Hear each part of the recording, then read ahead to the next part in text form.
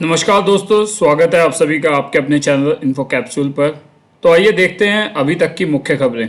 योगी सरकार ने जारी की अनलॉक 4 की गाइडलाइंस, जानेंगे क्या कब से खुलेगा और क्या रहेगा बंद। उत्तर प्रदेश में कंटेनमेंट जोन के बाहर डीएम नहीं लगा सकेंगे अब लॉकडाउन। यूपी में मिले एक दिन में अब तक के सबसे ज्यादा कोरोना पॉजिटिव मरीज, जानेंगे किन जिलों में है सबसे अधिक संक्रमण।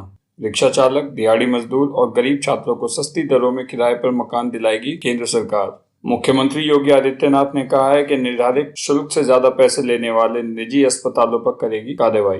पंचायत चुनाव से पहले गांव में प्रधान ने बंटवाई बिरयानी, खाने के लिए जुटी भीड़, मुकदमा दर्ज। उधर यूपी में कोरोना के रिकॉर्ड 6,233 नए मामले, 64 मौतों के साथ कुल संख्या 3,423 हुई। उत्तर प्रदेश के 10 शहरों में जल्दी खुलेंगे 1,000 चार्जिंग स्टेशन, प्रति घंटे के हिसाब से देनी होगी कीमत। उधर यूपी के 19 जिलों में प्रधानमंत्री आवास की बुकिंग 1 सितंबर से। इलाहाबाद यूनिवर्सिटी एग्जाम 26 सितंबर से 5 अक्टूबर के बीच होगी इलाहाबाद विश्वविद्यालय की प्रवेश परीक्षा। चलिए अब देखते हैं इन खबरों को विस्तार से।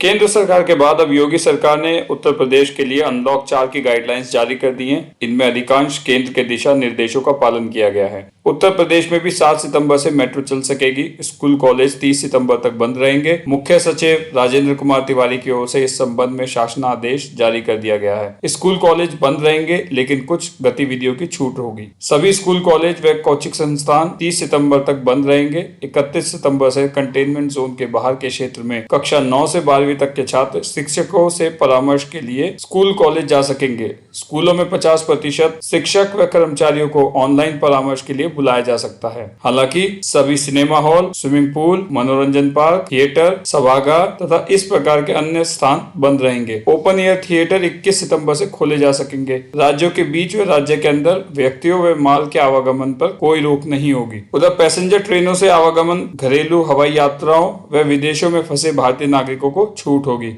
कंटेनमेंट जोन में सख्ती रहेगी। केवल चिकित्सीय आपातकालीन स्थिति व आवश्यक वस्तुओं की आपूर्ति को छोड़कर कोई भी व्यक्ति न अंदर आ सकेगा न बाहर जा सकेगा।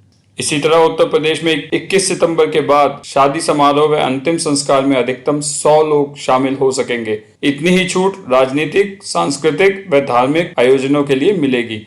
इसके अलावा अनलॉक 4 के तहत कंटेनमेंट जोन में डीएम अब स्थानीय स्तर पर लॉकडाउन नहीं लगा सकेंगे।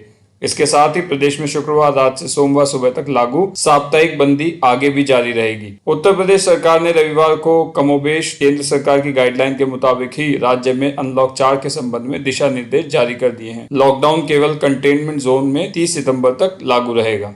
बात अगर कोरोना संक्रमण की करें तो यूपी में रविवार को 6,233 संक्रमित मरीज मिले हैं। यह प्रदेश में अब तक के सबसे ज्यादा संक्रमित है। पहली बार आंकड़ा 6,000 पार कर गया है। अब तक 2,25,632 लोग कोरोना वायरस से संक्रमित हो चुके हैं। रविवार को 67 लोगों की मृत्यु हो चुकी है। इस तरह मृत्यु दर 1.51% पहुंच गई है। 1,67,543 मरीज डिस्चार्ज हो चुके हैं, इसलिए रिकवरी रेट 74% के आसपास पहुंच गया है। उधर लखनऊ में सबसे ज्यादा कोरोना पॉजिटिव मरीज पाए गए हैं। कानपुर में सबसे ज्यादा 11 मौतें हुई हैं। प्रदेश में लखनऊ सबसे ज्यादा संक्रमण वाला जिला बनता जा रहा है। यहाँ 999 नए केस पाए गए हैं। रविवार को लखनऊ में 8 मौतें हुई हैं, जबकि प्रदेश भर में सबसे ज्यादा 11 मौतें कानपुर में हुई हैं। प्रयागराज में 8 और गोरखपुर में 4 मौतें हुई हैं। इस महीने सबसे ज्यादा कानपुर नगर, लखनऊ, गोरखपुर, महाराजगंज, देवरिया और कुशीनगर सबसे ज्यादा पॉजिटिविटी रही। सबसे कम बागपत, महोबा, हाथरस, संभल और हमीरपुर में रही। अगर बात करें टॉप 10 संक्रमित जिलों की तो सबसे पहले से शुरू करते हुए लखनऊ, प्रयागराज, कानपुर, वाराणसी,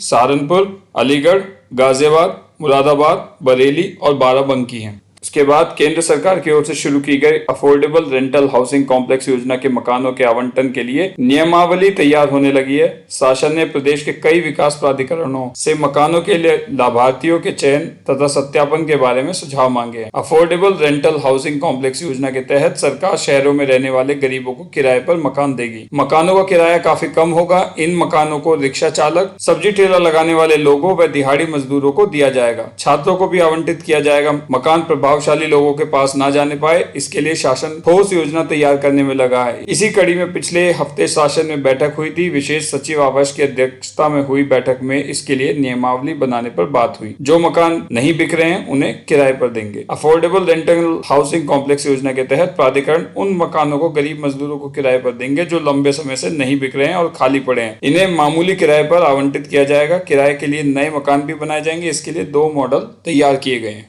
उधर मुख्यमंत्री योगी आदित्यनाथ ने कोविड-19 के उपचार को लेकर निर्धारित शुल्क से अधिक वसूल करने वाले निजी अस्पतालों पर कार्रवाई करने का निर्देश दिया है। जिले में प्रतिदिन 5000 कोविड-19 के टेस्ट करने का निर्देश देते हुए उन्होंने एक्यूट रेस्पिरेटरी प्रॉब्लम एवं गंभीर रोगियों की बेड के अभाव में होने वाली मौतों को रोकने के लिए L2 एवं L3 श्रेणी के अस्पतालों में बेड की क्षमता बढ़ाने पर जोर दिया। इन दोनों कैटेगरी के हर बेड पर ऑक्सीजन सुविधा या HFNC की सुविधा या वेंटिलेटर की सुविधा उपलब्ध करा दी जाए। निर्देश दिए हैं कि एक सप्ताह में ऐसे बेड की संख्या बढ़ाकर कम से कम 1000 करें। उन्होंने उम्मीद जताई कि BRD मेडिकल कॉलेज में 300 बेड की फैसिलिटी अतिशीघ्र लोकार्पित कर दी जाएगी। इसके बाद मुख्यमंत्री ने कहा कि इंटीग्रेटेड कंट्रोल रूम से होम आइसोलेशन में रह रहे कोविड संक्रमित मरीजों की नियमित रूप से निगरानी करें। हर दिन 2 बार मरीज को फोन करके उनके स्वास्थ्य की जानकारी ली जाए। यदि किसी भी व्यक्ति में गंभीर लक्षण दिखाई दें तो उसे तत्काल कोविड अस्पताल में शिफ्ट किया जाए। होम आइसोलेशन में 5 श्रेणी के लोग जैसे गर्भवती महिलाएं, बुजुर्ग, बच्चे एवं अन्य बीमारियों से ग्रसित मरीजों को अनुमति ना दी जाए। उन्होंने कहा कि डोर टू डोर सर्वे कराकर अधिकाधिक लोगों को चिन्हित करते हुए टेस्टिंग कराई जाए। जिन क्षेत्रों में ज्यादा कोरोना मरीजों की संख्या मिल रही है वहां घर घर जांच कराएं। अधिक से अधिक कॉन्टैक्ट ट्रेसिंग भी सुनिश्चित करें। बाजार निर्धारित समयानुसार खुले एवं बंद हो। आम जन में 2 गज की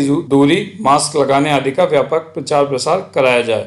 उसके बाद उत्तर प्रदेश में 6 महीने बाद पंचायत चुनाव होने हैं। ग्रामीण क्षेत्रों में वोटरों को लुभाने के लिए प्रधान के दावेदारों ने अपने अपने तरीके से वोटरों को लुभाने का काम शुरू कर दिया है। कोरोना काल में चुनाव के दावेदारों ने सोशल डिस्टेंसिंग की धज्जियां उड़ा रखी हैं। वोटरों को लुभाने के लिए हर प्रयत्न जारी है। कोई अपने गाँव में खिचड़ा बंटवा रहा है तो कोई बिरयानी। ऐसा ही एक मामला बरेली में सामने आया। यहाँ एक वर्तमान और पूर्व प्रधान ने गाँव में लोगों की भीड़ जुटाई। इसी बीच किसी ने वीडियो वायरल कर दिया। इसके बाद पुलिस हरकत में आई और दोनों पक्ष के लोगों पर मुकदमा दर्ज करवाया। उधर बिजली से चलने वाली गाड़ियों के चार्जिंग के लिए भटकना नहीं होगा। यूपी में पहले 10 शहरों में 1000 चार्जिंग स्टेशन खोलने की योजना है। इनमें लखनऊ, गाजियाबाद, कानपुर, नोएडा, अलीगढ़, आगरा, मेरठ, झांसी, फतेहपुर व गोरखपुर शामिल है। समूचे यूपी में 2024 तक 2 लाख स्टेशन खोलने का लक्ष्य है। लखनऊ में जल्द ही 400 नए चार्जिंग स्टेशन खोलने की तैयारी है, जहाँ 2 पहिया हाई स्पीड स्कूटी से लेकर 3 पहिया ई-रिक्शा, ऑटो व विक्रम चार्ज करने की सुविधा होगी। इनके लिए गाड़ी मालिकों को प्रति घंटे के हिसाब से चार्जिंग शुल्क देना होगा। शुल्क निर्धारण परिवहन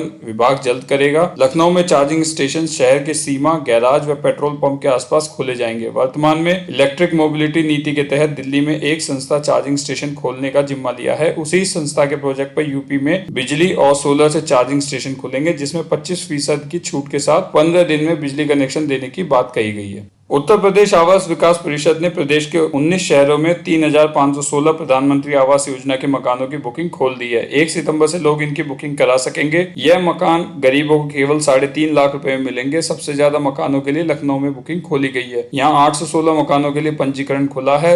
लोग 100 रुपए में पंजीकरण पुस्तिका खरीद सकेंगे। 5000 रुपए पंजीकरण धनराशि के साथ इन्हें उन्हीं बैंकों में जमा भी किया जाएगा जहाँ से आवेदन खरीदेंगे। पहले आवास विकास ने 5 साल की किस्तों पर मकान देने का प्रस्ताव बनाया था, लेकिन अब इसे कम करके 3 वर्ष कर दिया गया है। 3 वर्ष में आवंटियों को 3 लाख रुपए देने होंगे। मकानों की बुकिंग 15 अक्टूबर तक कराई जा सकेगी। हाथरस, इटावा, बांदा, कानपुर देहात, कन्नौज, उन्नाव, बहराइच, मऊ, बलरामपुर तथा बाराबंकी में 48 मकानों के लिए बुकिंग होगी। मैनपुरी, फतेहपुर, हरदोई, रायबरेली व मेरठ में 96 मकानों के लिए पंजीकरण होगा। मुरादाबाद में 240, गाजियाबाद में 624, गोंडा में 396 तथा मेरठ के जागृति विहार में 480 मकानों के लिए बुकिंग होगी। लखनऊ में कनकहा में 720 तथा अवध विहार योजना में 98 मकानों के लिए पंजीकरण खुलेगा। इलाहाबाद विश्वविद्यालय एवं संबद्ध महान विद्यालयों में स्नातक, परास्नातक समेत अन्य पाठ्यक्रमों में प्रवेश के लिए देश भर के 11 शहरों में प्रवेश परीक्षाएं कराई जाएंगी। प्रयागराज, वाराणसी, लखनऊ, झांसी, गोरखपुर, कानपुर के अलावा पटना एवं नई दिल्ली में ऑनलाइन व ऑफलाइन दोनों माध्यमों से परीक्षा कराई जाएगी, जबकि बंगलुरु, तिरुवनंतपुरम और कोलकाता में सिर्फ ऑनलाइन पेपर होगा। इन शहरों में कुल 33 परीक्षा केंद्र ऑफलाइन व 14 ऑनलाइन परीक्षा के लिए बनाने की चर्चा है। केंद्रों की वास्तविक संख्या का निर्धारण 5 सितम्बर तक तक मिलने वाले आवेदन पर निर्भर करेगी। परीक्षा कार्यक्रम भी 5 सितंबर के बाद जारी किया जाएगा। प्रवेश परीक्षाओं का परिणाम अक्टूबर के दूसरे सप्ताह में घोषित करने की तैयारी है। तो ये थी अभी तक की मुख्य खबरें। इसी तरह की और वीडियो देखने के लिए आप इस वीडियो को लाइक करें, चैनल को सब्सक्राइब करें और बेल आइकन को प्रेस करें। धन्यवाद।